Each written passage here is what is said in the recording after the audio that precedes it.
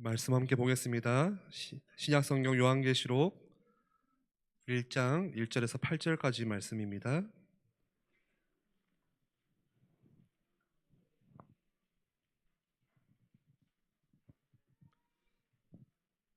제가 봉독합니다. 예수 그리스도의 계시라.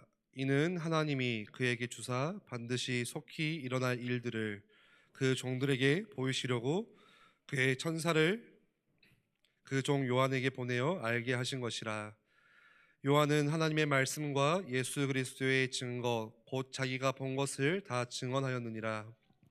이 예언의 말씀을 읽는 자와 듣는 자와 그 가운데에 기록한 것을 지키는 자는 복이 있나니 때가 가까움이라. 요한은 아시아에 있는 7교회에 편지하노니 이제도 계시고 전에도 계셨고 장차 오실 유와 그의 보좌 앞에 있는 7영과 또 충성된 증인으로 죽은 자들 가운데서 먼저 나시고 땅의 임금들의 머리가 되신 예수 그리스도로 말미암아 은혜와 평강이 너희에게 있기를 원하노라.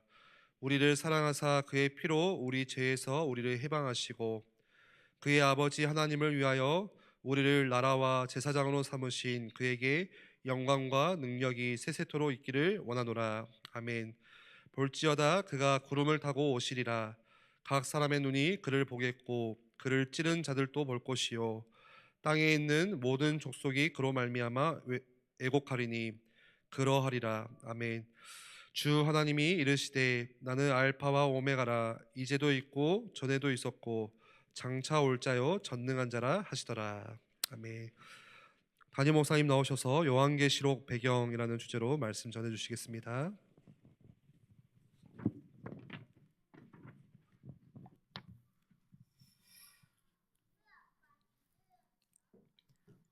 우리가 오후 예배 우리 요한계시록 공부를 계속 같이 함께 하자고 하고 지난달에 시작하고 한 달이 지났어요. 그래서 서론 지난번에 요한계시록 서론을 했는데 기억하시는 분들이 잘 많이 없을 거다라는 생각을 하고 오늘 잠깐 좀 다시 한번 되돌아보면서 오늘 조금 더 많은 부분들을 같이 함께 하려고 합니다.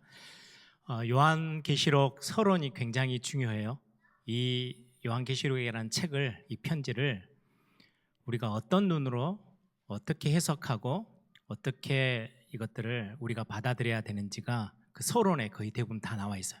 서론을 알면 그 다음부터 보는 이것들을 해석하고 이해하는 부분에 있어서 굉장한 큰 그림을 이렇게 우리가 이해할 수 있습니다. 그래서 오늘 또 서론 중에 배경에 대한 부분들을 오늘 같이 함께 나누려고 합니다. 먼저 항상 기도 제목을 같이 함께 나누는 것처럼 몇 가지 중요한 기도 제목들을 함께 나눕니다. 제가 오늘 이제 내일 새벽이죠. 새벽에 출발해서 이제 동경에 가서 동경국제신학교 정식 명칭이에요. 거기서 이제 강의를 신학교 강의입니다. 그래서 한 30여 명 등록이 돼 있는 걸로 아는데요. 중요한 또 제가 이렇게 성경 이야기하는 건 조금 더 편한데 교회사 과목을 제가 맡아서 하는 게 되게 많은 부담을 가지고 갔다 와야 됩니다. 그래서 여러분들이 그 또 현장에서 중요한 다음 세대 교회들을 책임져야 될 중요한 사역자들 또 목회자들이 양성되어지는 그 현장을 놓고 여러분들이 기도해 주시면 감사하겠습니다. 몇 가지 좀 중요한 기도 제목들을 좀 드릴게요. 4월 20일이에요. 그러면 다음 주 월요일 되겠죠. 우리 총회에서 주관하는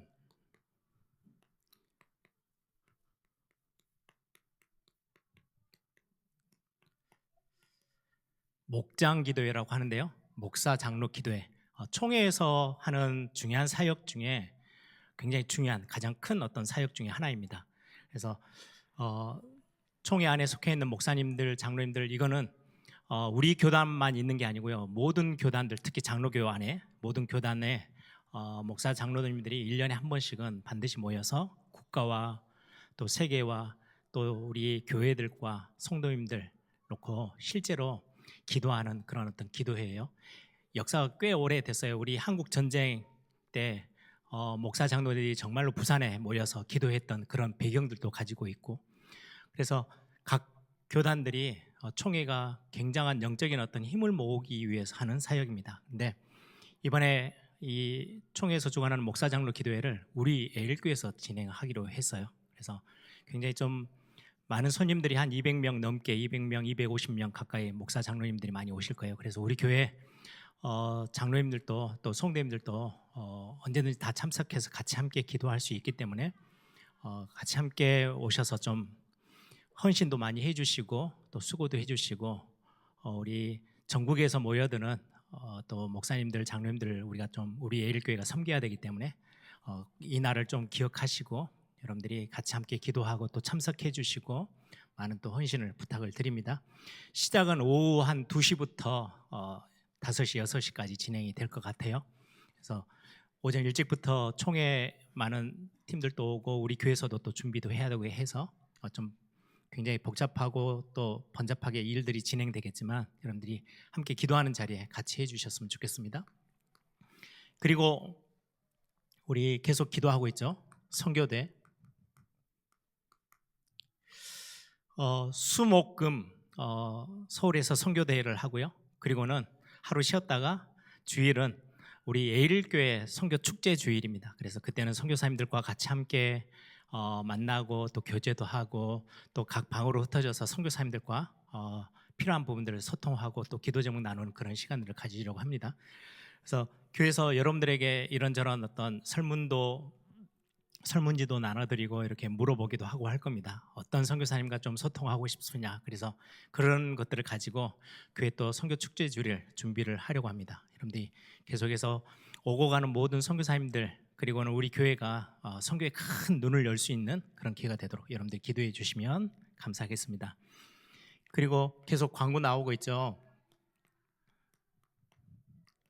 지난주부터 금요 기도회를 많이 갱신하려고 애를 많이 쓰고 있어요. 우리 교육자들부터 좀 모여서 정말 영적인 걸 마음에 담아서 우리 교회가 기도의 힘을 가지고 교회가 든든히 세워나가지는 교회가 됐으면 좋겠다. 그런 기도 제목들을 가지고 금요 기도회를 좀 새롭게 도전하고 있고요. 예전에는 예일 성경 공부 이렇게 해서 YBS를 이렇게 같이 함께 하다가 4월 달부터 이제 4월 달에 신청받고 5월 달, 6월 달에 이렇게 실제로 한 3강의 정도를 열어서 여러분들하고 같이 강좌를 열어서 성경에 관련된 부분들을 같이 함께 나누려고 해요. 그래서 오늘부터 이렇게 광고 나온 것처럼 신청서도 이렇게 나오게 될 거고 설명도 할 거고 이렇게 해요. 그래서 여러분들이 관심을 갖고 주로 이제 강사 3명이 시간들이 좀 다 달라요. 그래서 여러분들이 원하는 시간들을 좀 체크를 해주시면 다음 주 정도 돼서는 정확하게 강의 시간들을 결정을 해서 여러분들에게 알려드리고 그리고는 10명 밑으로 신청이 되어지면 그냥 그 강의는 없을 거예요. 10명 이상 되어져서 또 너무 많이 오셔도 또 그냥 이렇게 전체 막 이렇게 메시지 하듯이밖에 안 되기 때문에 조금 적은 숫자지만 같이 함께 서로 소통하고 질문도 받고 이렇게 하면서 성경을 같이 공부하는 그런 신앙 강좌로 YBS를 활용해서 이제 평일날 저녁에도 하든지 아니면 주일이든 수요 예배 마치든지 그런 시간들을 정해서 여러분들이 편한 강의를 듣기를 원하는 분들의 그 시간들 다수의 시간들을 맞춰서 진행을 하려고 합니다. 마지막으로 지금 오늘 또 광고 나갔는데요. 우리가 이름을 정했어요. 예전에는 그냥 시니어 선교회가 1년에 2번 봄에 가을에 이렇게 야유회를 갔는데 이러지 말고 우리 70세 이상 되시는 남전도회, 여전도회 그리고는 시니어 선교회 다 합쳐서 이름을 청춘학당이라고 저희들이 정했습니다. 그래가지고 70세 이상 되시는 분들 1년에 두 차례 이렇게 야유회뿐만 아니라 한 달에 한 번 정도씩 날을 정해서 같이 교제하고 또 교회가 필요한 부분들을 기도 제목도 나눠드리고 또 같이 좀 건강을 위해서 뭐 필요한 강의도 듣고 그래서 연세에 드신 분들이 청춘의 힘 가지고 진짜 기도 특공대로 교회의 진짜 기도의 어떤 배경이 되어지게끔 우리가 한 달에 한 번씩 시간을 정해서 같이 함께 잠깐 예배도 하고 그리고는 프로그램도 돌리고 이렇게 하려고 이름을 그래서 시니어 이렇게 하니까 되게 이렇게 기분을 별로 이렇게 썩 좋아라 하지 않으세요. 그래서 이름을 아예 청춘학당 이렇게 정했습니다. 그래서 모여가지고 교회에서 중요한 뭐 대단한 프로그램은 아니지만 같이 함께 하면서 또 기도하고 또 교회가 필요한 기도 제목들도 드리고 그래서 기도할 수 있고 큰 힘이 되게끔 하려고 우리가 이 사역을 올해 이제 4월 달, 5월 달 이렇게 그래서 1년에 더운 2달은 빼고 추운 2달은 빼고 나머지 한 8달 정도를 매달 한 번씩 모여서 이 사역들을 좀 하려고 합니다. 그래서 시니어 선교회가 하는 사역 이렇게 생각하지 마시고 일 남녀전도회 그리고 시니어 선교회 조직 우리 교회 안에 조직 안에서는 그분들이 같이 함께 참석해 주시고 그러면 나는 좀 더 젊은데 가도 안 되냐? 오셔도 돼요. 언제든지 열려 있는 그래서 같이 젊은이들보다 더 힘있게 여러분들이 교회를 위해서 기도해 주시는 그런 힘을 모아 보려고 합니다. 이번에는 이제 4월달 행사는 봄꽃 야유회라고 해서 여러분 같이 이렇게 봄을 좀 즐길 수 있는 그런 시간을 가지려고 합니다. 여러분들 주보 보시면서 같이 함께 참석해 주시면 좋겠습니다. 오늘은 요한계시록 배경입니다. 배경의 역사적인 어떤 배경들을 보는 건 굉장히 이 요한계시록 전체를 해석하는 데 있어서 굉장히 중요합니다. 사실은 여러분들이 앞에 있는 서론했던 것들을 한 달 전이지만 기억을 많이 못 하시는 것도 목사를 도와주는 역할이에요. 너무 정확하게 기억하고 계시면 제가 할 게 별로 없어요. 가수들이 유명한 가수들이 올 때는 히트곡을 불러달라고 해요. 히트곡 아니면 듣기 싫어하는데 또 반대로 교회는 좀 목사님들이 이렇게 설교하다가 야 이번 성령인도 진짜 제대로 받았고 은혜 준 설교다 또 한 번 하려고 그러면요 못하게 해요. 자꾸 왜 똑같은 설교를 하세요? 새로운 거 해주세요 뭐 이렇게. 그래서 목사님들이 그래서 많이 힘든데 여러분들이 영 새로운 것처럼 듣고 계시면 저는 엄청나게 힘이 나서 전달해 드릴 수 있습니다. 여러분들이 지난번 서론에서 함께 뵀던 요한계시록의 장르라는 것은 요한계시록에서 뭔가를 메시지를 전달하고 싶은데 어떤 방식을 가지고 그 주제를 전달하는 거예요. 그게 3개가 있었어요. 여러분들 기억나십니까? 성경에 1절부터 쭉 기록되어 있는 게 예수 그리스도의 계시라는 것은 그때 당시 이제 장르의 이름으로 쓰면 묵시라고 그래요. 묵시라는 것은 뭔가를 환상처럼 꿈처럼 뭔가를 탁 위로부터 받았어요. 하나님으로부터 받았는데 너무 이게 광대하니까 사람의 말로 다 표현이 안 돼요. 그러다 보니까 이미지를 쓰고 상징을 가져다가 막 설명을 하는 거예요. 우리도 말로 설명이 안 되면 야 잠깐 영상 봐봐 아니면 막 그림을 막 그려보든지 뭔가 도구를 가지고 와서 막 비춰주잖아요. 그리고 설명을 해봐요. 그래야 조금이라도 더 이해가 되니까. 묵시라는 게 그때 당시 가장 어려웠을 때 묵시문학은 평평할 때 아주 편안하고 살기 좋을 때 나오는 건 아니에요. 위기의 순간에 국가와 교회와 모든 삶이 너무너무 어려울 때 그래서 국가가 굉장히 지금처럼 세계 정세가 굉장히 복잡하고 막 이상하게 흘러가면은 앞이 안 보이잖아요. 그러면은 누가 설치는 줄 아세요? 점쟁이들이 설쳐요. 무당들이. 왜요? 뭔가 그 기세 때요. 막 아주 막 미래를 내다보는 뭐 신비한 뭔 이야기를 하면 사람들이 혹해져요. 왜? 지금 어려우니까.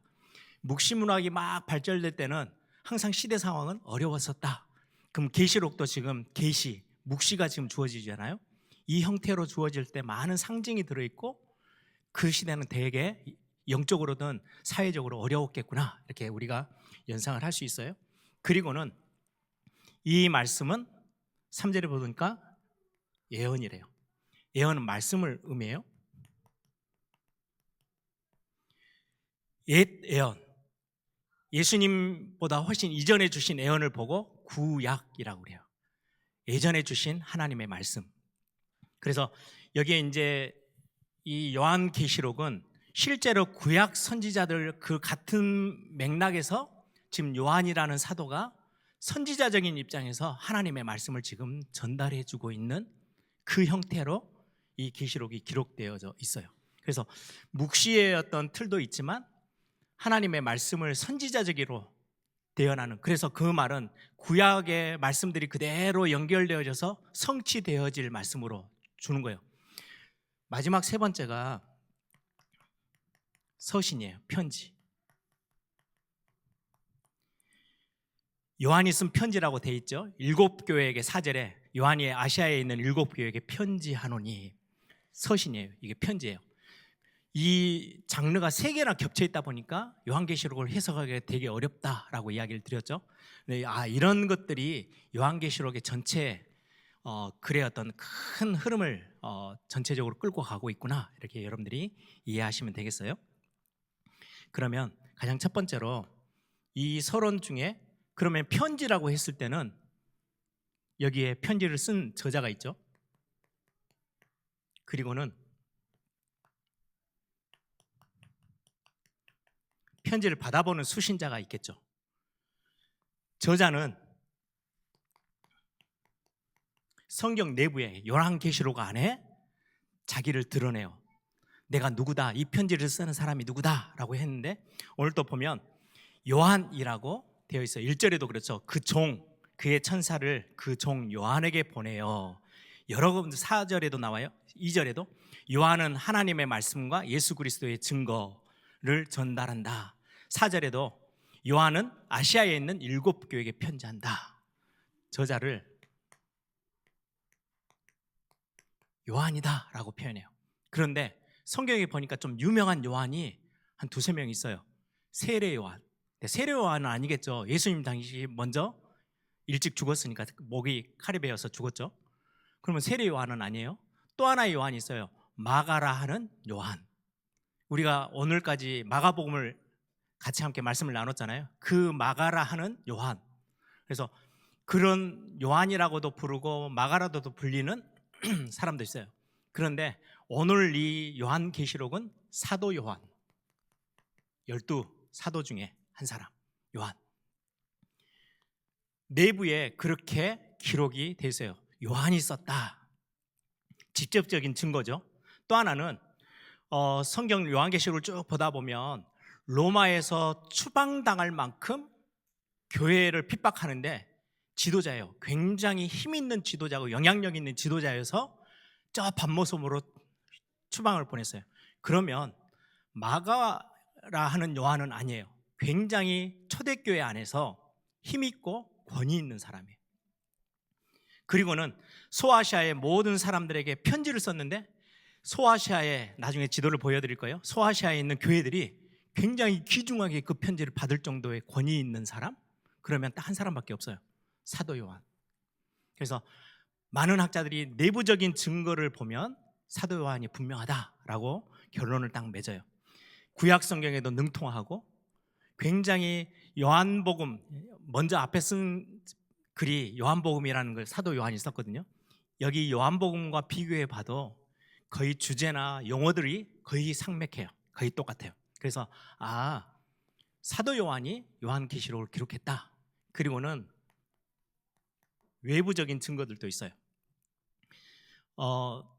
교부라고 하면요, 12사도 바로 다음에 초대교회를 이렇게 감독하고 목회했던 영적 지도자들이에요. 교회 안에. 그들의 증거들의 책들을 보면, 글들을 보면 요한계시록은 사도 요한이 썼어를 알 수 있어요. 또 그 시대에 성경 말고 성경처럼 많은 교회 안에 돌아다니는 많은 성도들에게 영향을 주는 책들 중에도 요한계시록은 사도 요한이 기록했다라는 증거들이 많이 나와요. 그래서 이 부분은 거의 대부분의 학자들이 아무 의심 없이 요한계시록의 저자는 사도 요한이다, 이렇게 확정을 짓죠. 그러면 수신자는, 오늘 본문에도 나옵니다. 수신자는 오늘 4절에 보니까 소아시아의 7교회. 한번 사진을 한번 올려주실래요? 네. 여기 밤모섬이 바다에서 이렇게 바다로 나오면 밤모섬을 제가 점을 찍어놨고요. 밤모섬에서 편지를 지금 유배 가가지고 사도 요한이 편지를 썼어요. 그리고는 제일 1번으로 에베소. 7교회가 나중에 2장 3장부터 쭉 기록되어 있는데 저 순서예요. 에베소, 그리고 두 번째가 서머나, 버가모, 두아디라, 사대, 빌라델비아, 라오디게아 이렇게 한 바퀴를 도는 거죠. 이렇게 이게 한 교회에서 한 교회로 가는 길이가 한 40km에서 50km 정도 된대요. 그래서 하루 바짝 걸어가면 걸리는 시간이에요. 하루 조금 더 걸리든지 전체를 한 바퀴 에베소 교회에서부터 시작해서 서머나, 버가모, 두아디랴, 사대, 빌라델비아, 라오디게아까지 7교회를 쭉 한 바퀴를 돌면 한 320km 정도 돼요. 그래서 한 10일 정도 걸리는 시간인데 편지가 왔는데 교회 성도들 다 모아놓고 잠깐 읽고 바로 그 다음날 에베소 교회에서 보고는 서머나 교회로 편지를 보내고 그러진 않았겠죠. 그 편지가 오면 꽤 오랫동안 다시 한번 또 읽어보고, 왜? 계시록 자체가 좀 어려운 성경이니까 읽어보고 또 읽어보고 묵상하고 같이 함께 포럼하고, 그리고는 이제 옆에 교회 서머나 교회에다 넘겨요. 이게 요한계시록은 회람서신이었어요. 편지 하나가 딱 가서 에베소 교회를 거쳐서 거기에서 이제 성도들이 다 읽고 은혜 받고 힘없고 그 다음에 이제 그 다음 교회로 넘겨주고, 또 거기에서 그렇게 집회처럼 모여가지고 또 그 앞에서 누군가가 낭독했겠죠. 그리고 나면 그 말씀 가지고 또 기도도 하고 집회도 하고 또 그 다음 교회로 이렇게 한 바퀴를 삥 돌았어요. 회람서신이에요. 요한계시록은. 그렇게 수신자들은 그런 어떤 차원으로, 그리고 그렇게 성경에 7교회가 기록되어져 있어요. 그러면 세 번째로 연대 언제 기록됐냐라고 했을 때 두 가지 이론이 있어요. 첫 번째는 네로 황제 때, 두 번째는 그 다음의 황제인데요,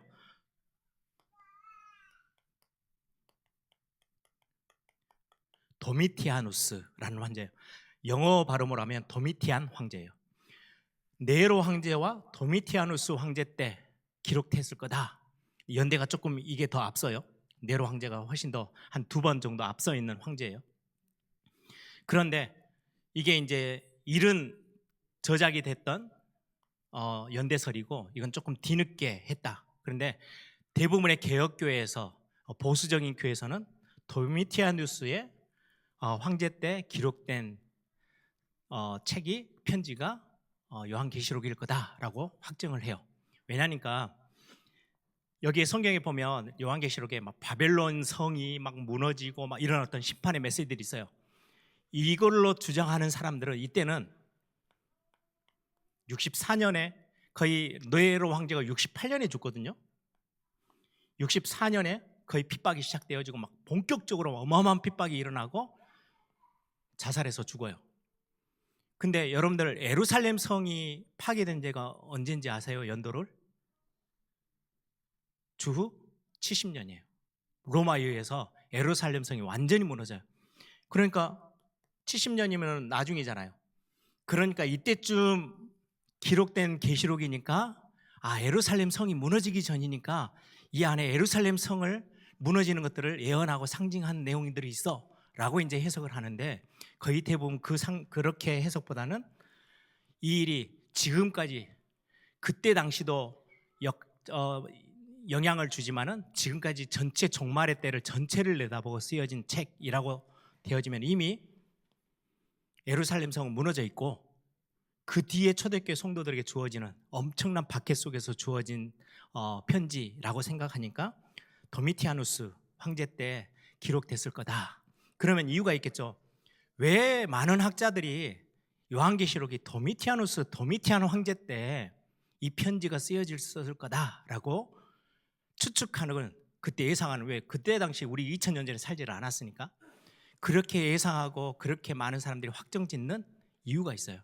그게 오늘의 메시지의 굉장히 중요한 부분이에요. 그게 배경이에요.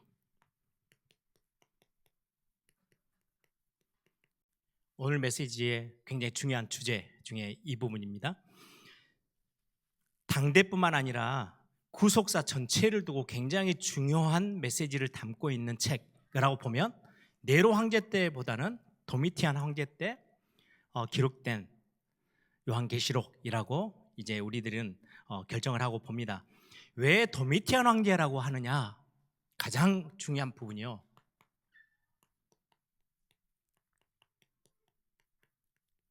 황제 숭배가요 도미티안 황제 때 본격화되어졌어요. 그 전에는 황제를 숭배하는 게 없는 건 아니었어요.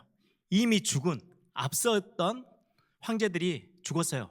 그러면 우리도 좀 유명한 이렇게 마을에서 중요한 사람이 죽고 나면은요, 뭐 제사도 지내고 이렇게 하잖아요. 오랫동안 그런 것처럼 죽은 황제들을 위해서 제사하고 뭔가 이렇게 섬기는 어떤 모양새들이 이전에는 있었어요.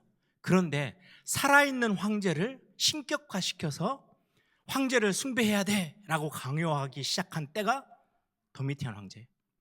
이 황제는 자기가 살아있는데 내가 신이야 라고 주장하고 나를 섬겨야 돼. 그래서 나온 단어가 하나 있어요.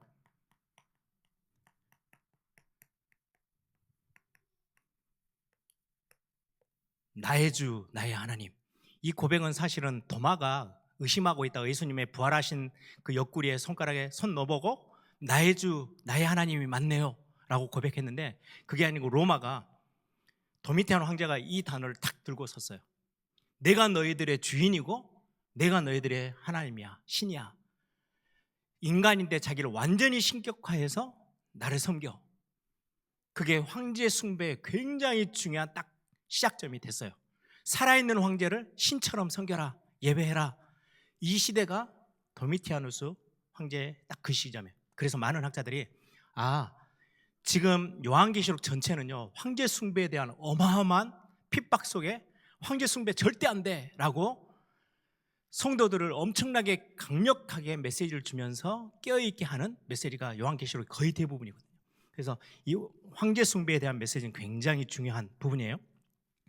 그때 당시 로마는 자기 로마 그리스 그쪽만이 아니고 여러 전체 유럽을 거의 다 장악했잖아요. 그러다 보니까 이들을 전쟁 없이 반란 없이 잘 따뜻거리며 가려다 보니까 어떤 정책을 폈냐니까요. 종교를 포함해서 전체적으로 관용을 펼쳐주는, 너희들 이 신 섬기니? 너희 유대인들 여호와 하나님을 섬겨? 섬겨, 괜찮아. 너희들이 받들고 섬기는 신 다 섬겨. 그런데 반드시 하나는 함께 해야 돼. 그게 뭐냐니까 황제 숭배세요. 황제는 반드시 섬겨야 돼. 너희들이 뭐 여호와를 섬기든 뭐 몰몬을 섬기든 뭐를 섬기든 다 해, 괜찮아. 너희들이 그래 해야 반란이 안 일어나니까 굉장한 관용 정책을 펴줬어요. 다 너희들이 신앙생활 하고 싶은 거 다 해. 너희들이 믿고 싶은 신 다 섬겨. 대신에 반드시 함께 해야 될 것 중에 하나는 황제 숭배해야 돼. 황제가 신이야. 너희들이 주인이고 너희들이 하나님이야. 이게 이 당시 때 도미티안 황제 때 굉장하게 강력하게 요구를 했어요. 그래서 종교적인 것보다는 정치적으로 충성심을 요구한 거죠. 모든 로마가 다스리는 모든 나라는, 지배하는 나라들은 황제를 신으로, 하나님으로 섬겨야 해. 너희들이 주인이야. 그 황제 때문에 너희들이 먹고 사는 거고, 그 황제 때문에 너희들이 잘 가정도 지키고 산업도 하고 돈도 벌고 그렇게 살고 있는 거야. 그러니까 황제를 너희들이 주, 너희 하나님으로 고백하고 섬겨야 돼. 이게 그때 당시 도미티안 황제가 가장 강력하게 자기를 신격화해서 요구했던 거예요. 여러분, 여기에 보면 굉장히 중요한 황제 숭배 사상에 그게 나와요. 정기적으로 제사와 예물과 황제를 기리는 신전도 만들고 석상도 만들고 깃발도 세워요. 황제 그림이, 얼굴이 그린, 그걸 보고는 절도 하고, 일상생활 지나가다가 황제 깃발을 보면은 절해야 되고 섬겨야 돼요. 뭔가 그 신전에 가서요, 뭔가 막 나름대로의 것들을 하는 거예요. 일상생활 속에 다 집어넣어놨어요. 그리고는요, 길드는 그때 당시 상인들의 조합이에요. 그러니까 산업하는 사람들이 모여있는 그런 어떤 공동체인데, 길드를 중심으로 가입하는 조건이 황제 숭배를 해야만 그게 포함돼요. 그럼 안 했다는 말은, 그럼 초대교회 성도들이 할 수가 없잖아요. 우상 숭배인데 안 하면 어떻게 돼요? 경제 활동이 안 돼요. 사업을 할 수가 없어요. 장사를 못 해요. 그 장사할 수 있는, 장사하는 사람들의 그 모임에 들어가려면, 가입서를 쓰고 들어가려면 무조건 황제 숭배에 대해서 인정하고 그 숭배를 해야 해요. 그러니까 여러분들, 지금 우리 신앙생활 요한계시록은 초대교회 성도들에게만 국한된 게 아니에요. 우리가 하나님을 섬겨요. 예배해요. 우리의 신앙의 고백은 뭐예요? 하나님을 섬기고 또 다른 것도 섬기고 세상도 섬기고, 그걸 성경은 절대적으로 안 된다고 말씀하고 있는 거예요. 우리의 신앙은요, 하나님을 섬기는 게 아니고요, 하나님만 섬기는 거예요. 그러니까 로마의 이 황제 숭배하고 정면으로 부딪히는 거예요. 그래서 수많은 사람들이 순교를 당해요. 여러분들, 여기에서 나오는 답이요, 세상과 타협할 거냐, 아니면 여기에서 굉장히 중요한 부분을 가지고 결국은 순교까지 감당하면서 나는 오직 하나님만 섬길 거다라고 할 거냐, 이 문제가 이 앞에 나오는 거예요. 하나님을 예배하고 신앙생활 할 거냐, 아니면 하나님만 예배할 거냐. 우리가 오늘 또 말씀 같이 나누면서 교회에 와서 예배하고 신앙생활 하는 거 다 해요. 근데 세상 나가서 세상의 흐름대로, 세상의 가치관대로 살 거냐, 안 살 거냐. 그렇게 안 살면 세상에서 뒤처져요. 그럼 돈도 제대로 못 벌어요. 사업도 제대로 안 돼요. 세상의 방법대로 막 가야 돼요. 그 갈등이 우리는 지금 막 드러나 있지 않고 안에서 영적 싸움을 하는 것처럼 보이지만, 초대교회 이때는요 완전히 실제로 드러났어요.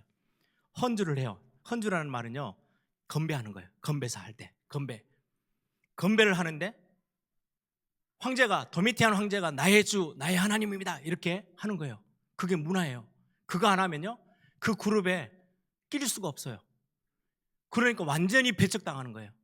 그런 어떤 굉장한 어려움 속에 당하는 거예요. 핍박을 당하는 거냐, 아니면 그냥 세상과 타협하고 살 거냐. 우리 예전에도 똑같은 일이 있었죠. 우리 일제 강점기 때 신사참배, 그때 큰 교단들, 우리 한국의 보수적인 교단들이 싹 다 이거는 종교의 문제가 아니고 정치적인 거니까 신사참배하자라고 총회에서 결정을 해버렸어요. 유일하게 몇몇 목사님들이요, 제가 공부했던 고신이 그거예요. 다른 모든 총회는요 지금 뭐 116회, 115회 총회가 시작점이 똑같아요. 벌써 116년이 지났습니다 하는데요, 고신만 80몇 년이에요. 그게 무슨 숫자인지 아세요? 신사참배를 찬성했던 그 교단과는 같이 함께 갈 수 없어. 우리는 신사참배 함께 안 갔던, 우리 순교당했던 그때 이 교단들이 다 찬성하고 있을 때 우리는 여기에서 딱 끊고 우리는 신사참배 거부했어. 그때부터 연도를 계산하니까 한 20년이 없어요. 그걸 엄청나게 자부심으로 삼아요. 그런 것처럼 여기에 황제 숭배, 이건 정치적이니까 해도 괜찮아, 타협하자, 이게 거의 대부분에. 그런데 이거에 반대하고 나서면 무조건 자녀들 먹여 살리는 것도 안 되고, 장사도 못하고, 직장생활도 안 되고, 아무것도 할 수 없어요. 완전히 고립돼요. 이 문제가 이때 지금 요한계시록 때, 이럴 때 요한계시록을 편지를 쓰면서 하나님의 말씀을 전달하면서 어려움 당하는 핍박을 선택했던 이들에게, 성도들에게 위로해주고 힘을 주고, 야, 이 땅에 있는 게 다가 아니야. 하나님의 백성들은 하나님의 하늘 보좌의 비밀이 있어. 그것 바라보고 이 문제들에 너희들이 타협하지 마 라는 메시지가 요한계시록의 굉장히 중요한 메시지예요. 그래서 밖에 세상 나가서 여러분들 뭐 이렇게 회사에 모이면은 저녁에 회식도 하고 그러잖아요. 그런 사교 모임 갈 수가 없어요. 왜요? 이걸 고백해야 되는데. 황제가, 도미티안 황제가 나의 주인입니다. 그래서 내가 먹고 삽니다. 그걸 건배사하고 그걸로 이렇게 같이 하는데요, 함께 할 수가 없어요. 그러니까 엄청난 핍박을 받게 된 거죠. 로마가 하나님을 섬기고 예배하는 걸 금지한 적이 없어요. 섬겨, 다 해. 그러면서 반드시 황제를 숭배해야 돼 라고 하니까 타협하느냐 핍박을 받느냐, 이 둘 중에 하나를 선택해야 되는 거죠. 여러분들이 이 부분이 앞으로 계속해서 나올 거예요. 그래서 이 부분은 황제 숭배는 굉장히 중요한 이슈예요. 요한계시록의 굉장한 배경이 되어져요. 두 번째요, 여기에 또 하나는 유대교와의 갈등이에요. 유대교회, 지금도 그렇지만 유대인들이 돈이 어마어마해요. 아니, 이스라엘이 유대교회의 어떤 후손들이잖아요. 그 이스라엘이 돈이 얼마나 많길래 미국을 움직여요. 그래 전쟁 지금 나가지고 막 하는데도요, 이스라엘이 버티잖아요. 그 조그만한 나라가 돈이 어마어마했어요. 그때도 유대인들이. 그러다 보니까 세금을 왕창 내요. 돈 많은 부자들이. 유대교회 앞에 있는 지도자들이 로마의 정부에 막 내라는 세금보다 훨씬 더 많이 내요. 그러면서 우리는 유일신 하나님을 섬겨야 되니까 황제 숭배 안 해도 되지. 그래, 돈 많이 내네. 그럼 너희들은 하지 마. 그런데 그리스도인하고 유대인하고 구분을 못해요. 그러니까 유대인들이 뭘 하기 시작했냐? 그리스도인들을 고발하기 시작한 거예요. 저것들은 우리하고 똑같은 거 아니야. 하나님을 섬긴다고 하는데 우리하고는 달라. 우리는 이미 돈 어마어마하게 내가지고 황제 숭배 안 해도 될 뭔가 이렇게 배경을 만들었는데 저것들은 아니야. 일부러 고발하고 해서 기독교인들을 완전히 배척하기 시작해요. 그래서 유대교하고도 엄청난 갈등을 초대교회가 당하게 돼요. 또 배경에 네로 황제에 대한 신화. 사실 네로가 68년도에 막 로마 시위를 막 불태워지고 막 그러게 해서 막 자살했다라는 소문은 있는데 시체를 본 사람이 아무도 없어요. 로마 그 황제가 네로 황제가 죽었다고 하는데 시체를 본 사람이 없어. 그래가지고 이상한 소문이 돌기 시작한 거예요. 네로가 죽지 않고 다 살아서 뒤에서 조종하면서 어느 날 갑자기 짠 하고 또 나타날 그런 상황이 생겨. 그래서 그런 어떤 네로 황제에 대한 신화, 뭔가 이렇게 막 떠도는 이상한 이야기들이 많이 있었던 시대예요. 그러다 보니까 이 네로가 나타나면은 예전에 네로 황제 때 그 핍박하고 박해했던 그 일보다 더 큰 박해가 시작될 거야 라는 막 소문들이 무성했거든요. 그래서 요한계시록 13장 3절 4절에 보면 짐승이 나와요. 이 짐승이 내려올 거다라는 뭐 그런 어떤 이야기들이 요한계시록과 같이 겹쳐서 막 되어지는 그런 분위기에 요한계시록에서도 이런 부분들을 언급하는 거예요. 마지막 네 번째는 꼭 그렇죠. 교회 안에 이상한 사람들이 있어요. 이 모든 것들을 막 어마어마하게 핍박을 받고 있는데 교회 안에 있는 거짓 교사들이 다른 이상한 가르침을 하고 유혹해요. 그래서 요한계시록 2장 3장에도 나와요. 니골라당, 발람의 교훈, 자칭 선지자 이세벨 이렇게 해서 나와가지고 하나님이 원하는 것 말고 야 이거 우리가 먹고 살려면 하나님도 우리에게 이 땅에서 정복하고 살려고 했지 않냐. 타협하고 황제는 우리는 그거 종교가 아니야. 정치적으로 우리가 어쩔 수 없이 오케이 하고 하는 거야. 딱 우리 대한민국 시작할 때 일제 강점기 때 신사참배에 대해서 막 합당한 이야기들을 했던 그런 종교 지도자들이 교회 안에 가득 차 있었거든요. 딱 그 모습, 거짓 교사들의 거짓 선지자들의 모습들이 교회 안에 굉장히 많았어요. 이런 것들이 지금 요한계시록의 역사적인 배경이에요. 그걸 딱 드시고 나중에 이제 같이 함께 말씀을 나누면 훨씬 이해가 빠를 겁니다. 마지막입니다. 그러면 왜 요한계시록을 이 7교회를 중심으로 그때 당시 박해를 받고 있는 정말 어려움을 당하고 있는 성도들에게 요한계시록을 썼을까요? 가장 중요한 거는 믿음을 잃지 마라. 타협하지 마라. 신앙의 타협의 유혹 속에 박해의 위협 속에 믿음을 굳게 지켜라 라는 굉장히 강력한 메시지였어요. 영적인 각성을 요구하는 거죠. 그리고는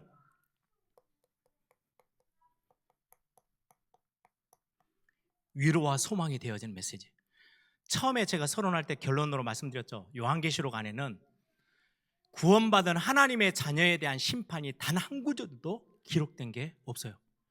요한계시록 기록된 그 수많은 심판은 싹 다 세상을 향한, 하나님이 아닌 세상을 선택했던 사람들을 향한 심판의 메시지지, 너희들은 그렇게도 숨고 도망다니고 죽고 순교하는 모든 어려움 속에 있지만 하나님이 너희들을 지켜보고 계셔.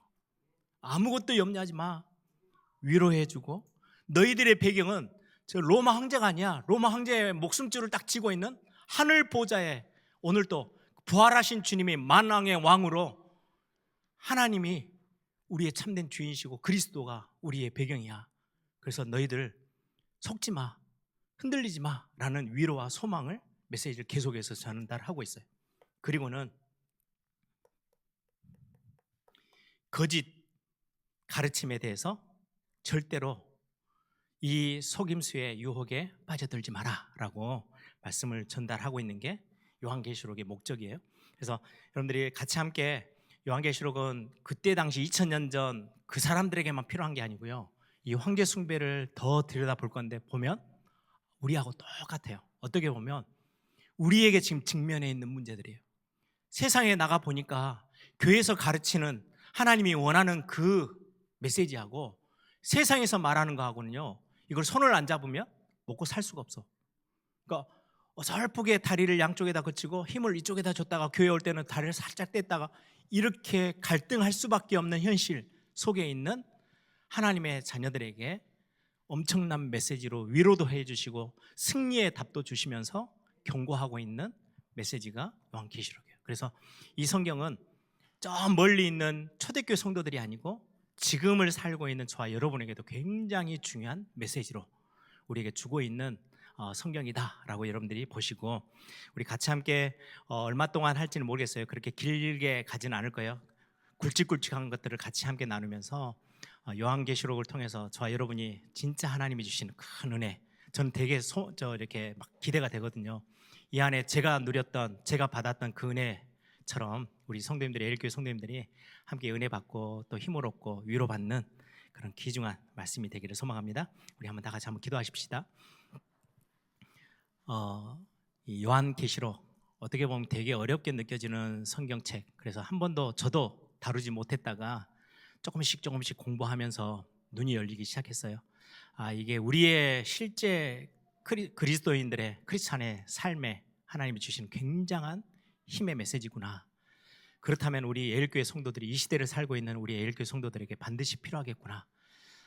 우리에게 하나님 말씀을 들을 수 있는 은혜를, 깨달을 수 있는 은혜를 허락해 달라고, 우리가 같이 함께 요한계시록을 공부하는 시간, 정말 하나님이 펼쳐 보이시는 하나님의 자녀들에게 주시는 큰 배경 함께 누릴 수 있는 시간 되게 해달라고 우리 한번 다 같이 한번 기도하겠습니다.